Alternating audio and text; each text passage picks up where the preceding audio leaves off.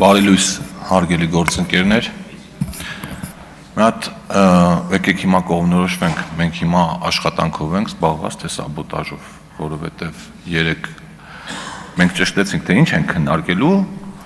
եւ պատասխանային էր, որ մենք ոլորտային նաեւ քննարկումներ ենք ունենալու, ու սա աշխատանք է, իդեպ պարոն Կարապետյան, ես այդքան խանդավառված չեմ, որովհետև այս երկար աշխատանքի պլանները որոշակիորեն խախտեց ու ես համոզված եմ, որ ազգային ժողովը դժվար թե նմանատիպ ռեկորդ սահմանի հանձնաժողովների կամ ընդհանրապես ազգային ժողովի ձևավորման փուլում ու նաև համաձայն եմ պարոն Ֆարմանյանի դիտարկման հետ, որ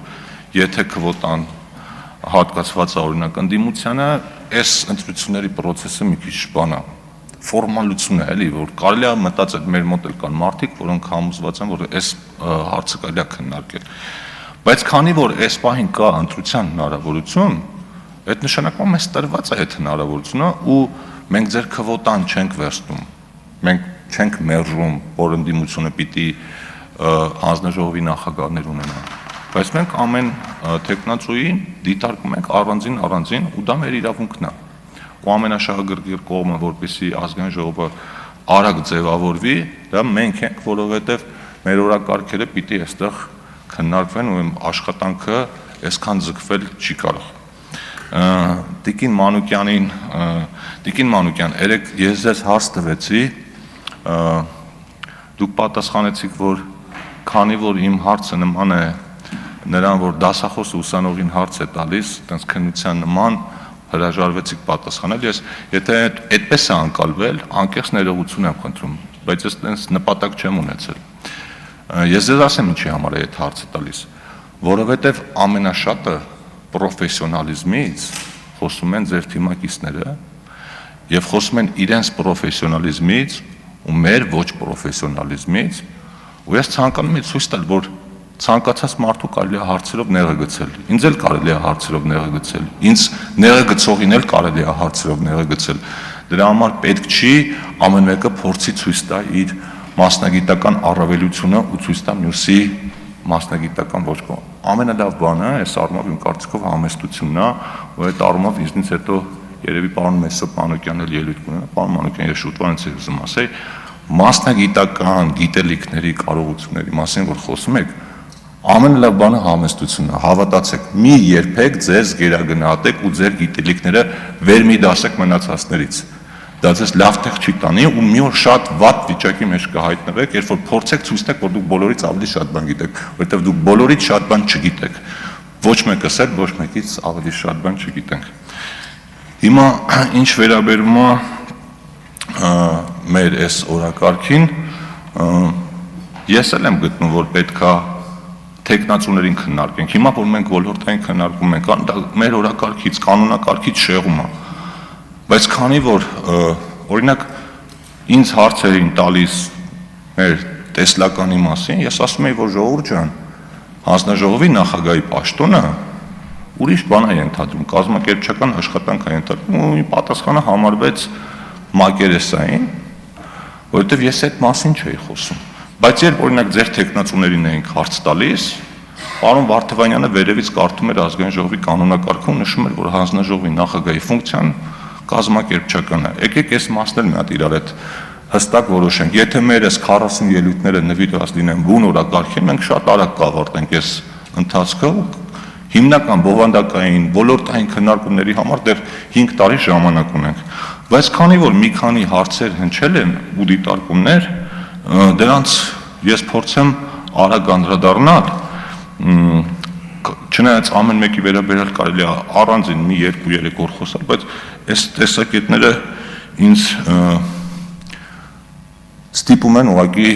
գոնե 2 բառով այդ մասին խոսել։ Ես հասկացա, որ Տիկին Մանուկյանի թեկնածության քննարկումը մեր ընդդիմադիր գործընկերները հիմա փորձում են վերածել ոլորտային քննադատության հնարավորության, այսինքն հարցեր, պատասխաններ, նորմալ է, շատ նորմալ է, շատ լավ է, բայց օրինակ այդ ձեր թեզը, որ sense կարմիր գծի նման գնում է, ուզում եք ներկայացնել, որ Հայաստանը դեֆոլտի եզրին է, Լիբանան բառը երեք, չգիտեմ, Հայաստանից երևի ավելի շատ հնչեց, ժողովուրդ ջան, ձեր պատգամավորը կանգնում է այստեղ հարց են տալիս, ասում են, իսկ հնարավոր է Հայաստանում լիբանյանյան մոդելի կրկնություն, ասում են այո, շատ հնարավոր է, շատ մոտ ենք։ Դուք գիտեք Լիբանանում ինչ է տեղի ունեցել։ Լիբանանում դեֆոլտի նախաշեմին պարտքնահարաբերակցությունը 150% էր։ Հայաստանում պարտքնահարաբերակցությունը 50%-ից ավելի քիչ է։ Մնացած ցուցանիշներով էլ եթե նայենք բյուջեի դեֆիցիտի, ընթացիկ հաշվի դեֆիցիտի, մենք այնքան հեռու ենք դեֆոլտային բաներից այդ ցուցանիշներից, որ դրա մասին խոսելը ուղղակի իմ կարծիքով մարդկանց մոլորության մեջ գցելու փորձ է։ HSBC-ի մասին խոսք գնաց, որ HSBC-ն հեռացել է Հայաստանից եւ դա նշանակում է մեսիջ, որ Հայաստանում ներդրումային միջավայրը թուլանում է, գրավիչ չի դառնում։ Նախ ես համոզված եմ, ովքեր որ այդ ոլորտին ծանոթ են, գիտեն, որ HSBC-ն ոչ միայն Հայաստանից է հեռացել, այլ շատ երկրներից, դա իրենց քաղաքականության մաս է եւ այդ որոշումը շուտվանից կար։ Բայց եթե խոսում եք միջազգային բրենդներից, այդ HSBC-ի հեռանալը նկատում եք։ Իսկ աշխարհում շուկայական ամենամեծ կապիտալիզացիա ունեցող Nvidia ընկերության մուտքը Հայաստան չեք նկատում, 5 տրիլիոնից ավել կապիտալիզացիա ունեցող ընկերության մուտքը Հայաստան, դա միջազգային բրենդ չի։ Պարտքի թեմայով, հա, վարկերի թեմայով, գիտեք ինչն է հետաքրքիր։ Դուք ներկայացնում եք, որ պարտքը վատ բան է, վարկը վատ բան է։ Մենք մի քանի անգամ այդ մասին խոսացինք, բայց Տիկին Մանուկյան, օրինակ, դուք ձեր կենսագրությունը որ ներկայացնում էինք, նշվեց, որ դուք երկար տարիներ աշխատել եք վարկային կազմակերպություններում։ Մենք բոլորս գիտենք, որ բանկերին քննադատում ենք այդ վաշխառողական գործելավոճի համար, վարկային կազմակերպությունները դրանցից բետար են, որովհետև մենք գիտենք փաստացի տոկոսադրույքները ինչքան են եղել, 50, 60, մինչև 100%-ով մարդկանց վարկ են տվել ու գցել են աղբատության մեջ։ Բա որ դա տենց անընդունելի բան է, ո՞նց եք տենց հաճույքով տարիներով աշխատել այդ վարկային կազմակերպությունները, նենց հետաքրքիր է ամեն դեպքում։ Պատավատապետության մասին խոսվեց, պարգևավճարների մասին, մենք պարգևավճարներից հրաժարվելու ենք։ Նախ ասեմ, որ մենք շուտով փոխելու ենք այդ համակարգը եւ պարգևավճարի փոխարեն վերանայված աշխատավարձ եք ստանալու, ես չգիտեմ այդ ժամանակ ոնց եք հրաժարվելու, բայց բոլորիդ աշխատավարձերը, որ նայում ենք հիմա ձեր հայտարարագրերով, դուք երկու անգամ ավելի շատ աշխատավարձ եք ստացել, քան թե падգամավորները պարգևավճարները միասին։ Դա շատ նորմալ է, որովհետև մարդիկ, որոնք պատասխանատու աշխատանք են կատարում, պիտի նորմալ վարձատրվեն։ Ու այդ համեմատականը, որ այսքան աղքատության պայմաններում, այսքան աշխատավարձ տեղին չի, այդ մասին դեռ շատ մանրամասն խոսելու առիթ կունենանք, բայց պիտի նկատի ունենալ, որ հենց երկիրը զարգացնելու համար պետք է պրոֆեսիոնալ կադրեր, իսկ պրոֆեսիոնալ կադրերին պետք է նորմալ վարձատրել։ Այսօր Հայաստանի Հանրապետության կառավարությունը ներգրավում է արտասահմանում շատ որակյալ կրթություն ստացած մարդկանց, որոնք հաստատ մեր որոշումների մակարդակը էլ ավելի են բարձրացնել, բայց այդ մարդիկ բոլորս էլ գիտենք, մենք չենք կարող 300,000 դրամ աշխատավարձով նորմալ մասնագետներ ներգրավել։ Իդեպ այդ խնդիրը մենք ազգային ժողովում էլ ունենք, ու ես իմ ելույթի ժամանակ որպես թեկնածու նշում եմ, որ մենք պիտի ազգային ժողովի վերլուծական կարողությունները ավելացնենք, իսկ դրա գլխավոր խնդիրը վարձատրությունն է։ Ոչ մի լավ տնտեսագետ, ոչ մի լավ իրավաբան